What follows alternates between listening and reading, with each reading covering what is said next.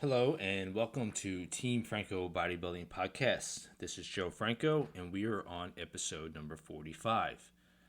What we're going to discuss today is just what the title tells us, placements and judging. And pretty much the reason why I wanted to put this one out because over the last 3 weeks, I was at different bodybuilding shows.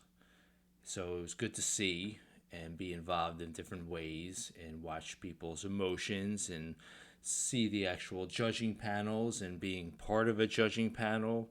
So it gives me a lot of perspective in addition to all the years I've been coaching clients to compete, promoting shows, judging. And there are a number of things that first timers don't quite understand, or even more experienced people, they don't understand or don't accept. And that's what I want to cover today about the ins and outs of actual placements in a bodybuilding event and sometimes how the judging works and what to expect when it comes to that actual fact. Now, I know out of the 44 podcasts that I've done, I probably touched on this before.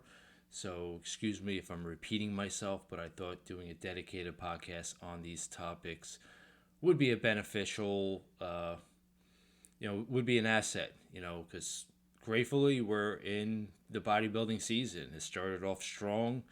As you know, I had my show back in May, a big show. I have one coming up in 2 weeks, another good turnout for the summer, and then I have one in the fall, which I'm also excited over. So I'm not going to talk about prep in itself and all that, but the two things that are definite or absolute about a bodybuilding show is that one, you have no idea who else is going to be showing up. Unless you're scamming social media and when you get to order of events and you freak out and you got to look at everyone else. I mean, that's another thing. But technically and typically, you have no idea who you're going to be compared to. That is something that you have to get over. And that is something that you cannot control. You can control your posing, which you've heard me talk about, your diet, your prep, the length of diet, freaking nail it, your suit, your tan, all that stuff you can control. But when you are on stage, and I say this in my posing class all the time, when you are on stage, it's done. You cannot control who you're going to be standing next to. The other absolute, or the other thing, is typically you have no idea who the judges are, hopefully not, and you don't know how they're going to judge you that particular day. And I'm going to go into greater depth into both of them, but I'm going to lead off with the judging. Typically, most shows will have 5 to 7 judges. I prefer to have 7 because that fixes any imperfections. When there's 7 judges, the high and the low score get dropped. So if there's any inconsistencies, it gets leveled out. The 5 judges that are remaining scores are tallied up, and obviously the low score gets the higher placement. But these people shouldn't have never ever seen you before. You've never seen them before in most cases. But I get it. I mean, the natural bodybuilding community is tight-knit. You're going to see some judges doing the same shows. You may run across them, social media, all that stuff. But again, as a competitor, you have no idea what the judges are going to look for. And to their defense, sometimes, unfortunately, if you're doing, say, a figure class and the criteria is not met, and you may see that more like in the beginner type classes like debut or novice, where, obviously figure is more muscular, leaner, symmetry, all that stuff over the other division of bikini. And women's physique, yes, we're looking for more muscularity, more leanness, and all that stuff. But sometimes like a novice division may not have that criteria. So therefore, they're going to look for the best physique. That's the hardcore truth. Now, it can be a little bit more trickier when it comes to bikini or even men's physique because, there's criteria in them where the men's physique should not be looking like a professional bodybuilder and the bikini should not be looking like a figure competitor with ripped abs. And I saw that at the last show that I actually had judged. I didn't keep score, but I was the guy calling out the poses, telling them what to do, mixing it up. And there was one bikini competitor, awesome physique, but she did not have the criteria. And unfortunately, in her position, she did not win. But the rest of the judging panel, I think, judged her properly. I think she got second or third or whatever. I mean, she was judged accordingly. She looked great, but she did not fit the criteria. So that was good judging a couple weeks ago. But the point that I'm trying to get at from a competitor's point of view is that you simply cannot control what they're going to be looking for that particular day. Now, you hope you're going to be judged fair, okay? I mean, personally, I'll use the same few judges, and I'll try to change up at least 2 judges per show. And within those 2 or 3 new judges, I like to try out someone new, only because it's always good to have a variety of people, meaning male, female, different races, backgrounds, age levels, and all that, instead of having 7, 30-year-old white guys. You want a good mix of people because the judging is going to be mixed up. You're going to have all sorts of people and backgrounds and all that great stuff on stage, so those are the type of judges that you want also. Sometimes you don't see that. But I take pride where I'll use 2 or 3, sometimes maybe 4 of the same judges because they're reliable, they're good, they cover all the divisions, and then have another 2, 3, mix it up from show to show. But unfortunately, sometimes people can't make it, so there you got to go back to a judge you used before. And there's nothing wrong with that as long as their judging is good.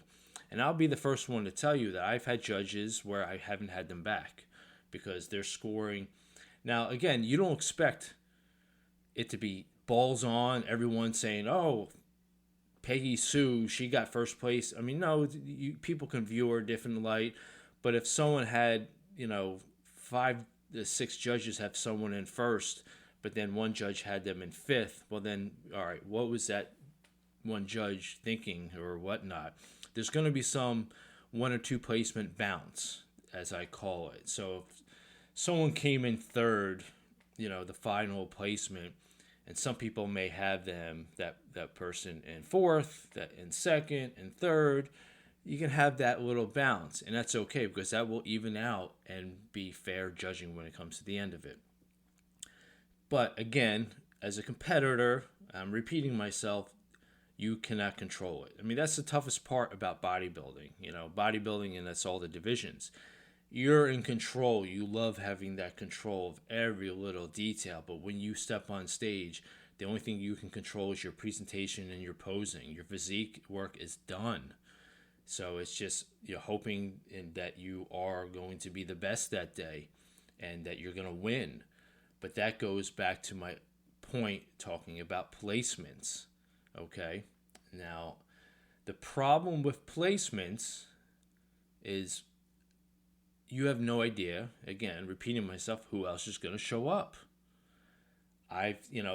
Over the last 3 weeks, and I'll throw in my show back in May, each division is different, meaning there's going to be a different number of competitors in each division.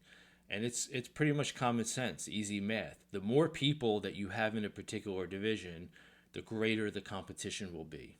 The fewer, great people. It's just common knowledge. Again, as a spectator, competitor, and a promoter of all these years, you almost see it in thirds. So say you have 10 people doing men's physique. There's going to be the top third. These guys have been at it for quite a while. They've been training. They're more experienced. They're a little bit older. Then you get the middle third.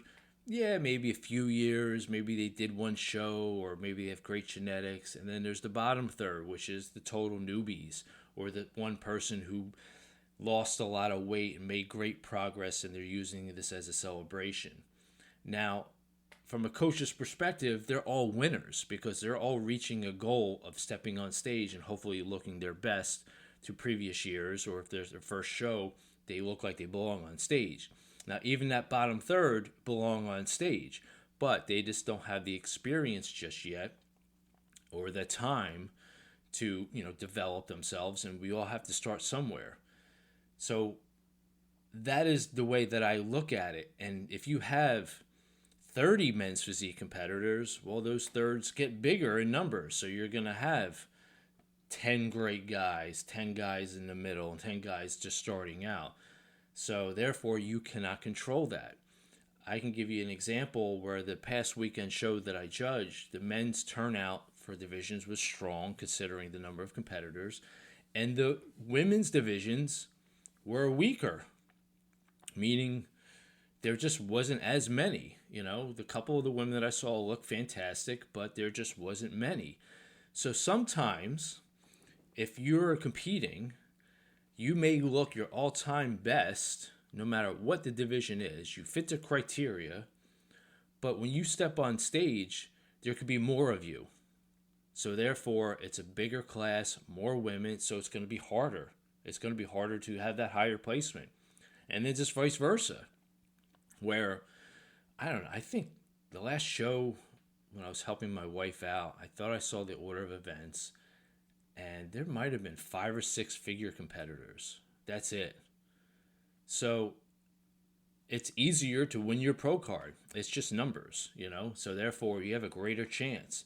So the point that I'm getting at is that when you enter the show and you're fully competitive, and believe me, I've been there. I was all about winning, wanting to win my pro card, winning shows, kicking ass. And it wasn't until, I've talked about this before in previous podcasts where I realized it was the journey, the evolution, which truly does matter much more to me. But you can't control how your placement's going to be because sometimes it's deciding on how many people you're going against. That's really the take-home point. I had a client years ago, great solid bill, bikini competitor, does her first show, she wins her pro card. And there wasn't a whole lot, and she even told me, she's like, wow, what am I going to do with this? I don't deserve to be considered a pro. I mean, she won, she beat 5 or 6 other girls, but would she be able to compete at the pro level, at least for the OCB? Probably not, but she did win. Now, some people, that's all they want, all right? And that's all you want to show off your social media, your twitting and all that stuff. That's great. But ideally, I mean, how many people did you beat? Was it one of those shows just not a whole lot of people showed up? I mean, it can happen. I can give you some insight, My show coming up in 2 weeks, the figure division is stacked. And, I mean, it's a decent size event, but figure is strong. There's going to be 3 figure height divisions like there was back in May, but I have like 30 less competitors compared to May. So what does that tell you? More figure competitors. It's going to be hard, winning your pro card in that. And it's no reflection of your hard work or your preparation. It's just a numbers game. So that's why placements can be dicey, I mean, I'll give you another example talking about placements and judging and everything. I had a client doing an NPC show. She's drug-free, and she was all worried about, because when she got the order of events, and she's, oh my God, look at this woman. And I'm like, listen, they may screw up. They may not look that good. And when she stepped on stage with the other one, she blew her away. So I don't know why I threw that story out there. But I guess the point is that if you get the order of events, don't go freaking out, because usually when people put pictures before they compete, they're finding the best lighting, the best angle, the best time of the day. It doesn't mean jack squat because the stage is an even playing field when it comes to all that stuff.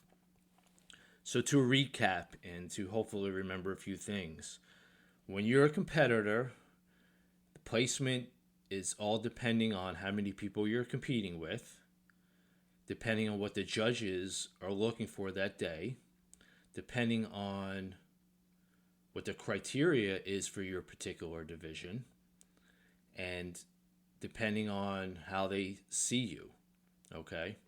Because again, as far as the judging, you're not in control. As far as the placements, you're not in control. You're only in control of everything that you did leading up to that day.